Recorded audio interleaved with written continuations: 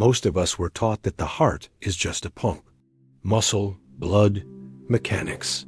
End of story. But if you pay attention to your own experience, that explanation never feels complete. Because you don't just think with your head. You feel with your chest. Your whole mood can change from the center of your ribcage before a single thought forms in your mind. You walk into a room and you know something is off before anyone speaks.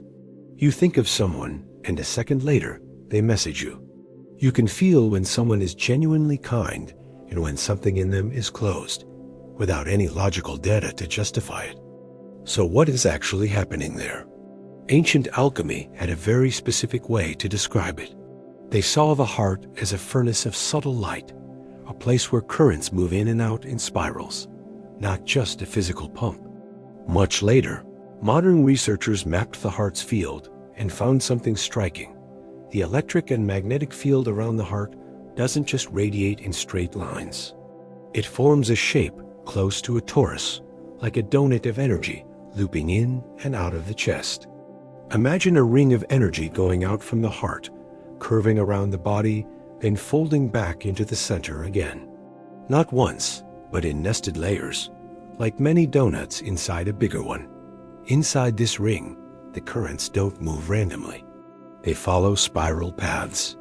Some of these spirals even follow the proportion we see in the golden ratio, the same one that appears in sunflowers, pine cones, snail shells, and galaxies. For the old Hermetic thinkers, this wasn't just a pretty pattern.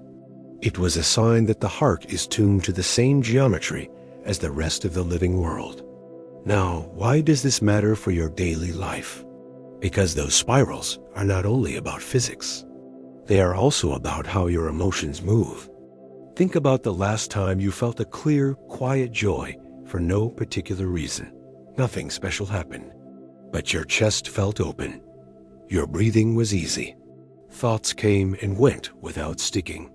In that state, the currents in your heart's field are smooth and coherent. Signals between heart and brain sync up. Your nervous system settles. You feel aligned without knowing why. Now think about the opposite. You wake up already tired. A single message on your phone feels heavy. Small tasks seem enormous. Your chest feels tight or strangely empty. In that state, the currents knot. The spirals lose their rhythm. Your heart is still beating, but the field around it is disordered. Thoughts become more negative, not because reality changed, but because your inner geometry did. You experience that not as bad mood, stress, or anxious energy. From the outside, it looks like you are just overreacting. From the inside, it feels like you're carrying weight that doesn't match the situation. The old alchemical texts would say, the furnace is smoking instead of burning clear. Here is where the heart becomes truly interesting. Measurements show that the electrical signal from the heart reaches the brain before the brain sends its own signal back. In simple terms, your heart reacts first, your thoughts follow. This is why you can feel a room's atmosphere change before you find any reason for it. Why you feel drawn to some people and drained by others without a solid story to explain it. Your heart is constantly reading patterns in and around you through this torus-like field. It sends that information upstream to the brain, shaping the kind of thoughts that will appear next. So when your heart is in a smooth, coherent rhythm, your thinking naturally becomes clearer. When your heart is in a tangled rhythm, your thinking naturally becomes more chaotic. You don't fix this by forcing positive thoughts.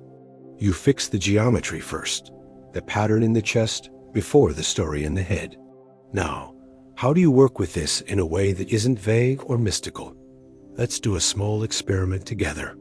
If you can, place one hand gently on your chest. Not to do anything, just to mark the center of your attention. Breathe a little slower than usual. Comfortable, not forced. For a few breaths, imagine that each inhale is not just going into your lungs, but into a small space behind your sternum.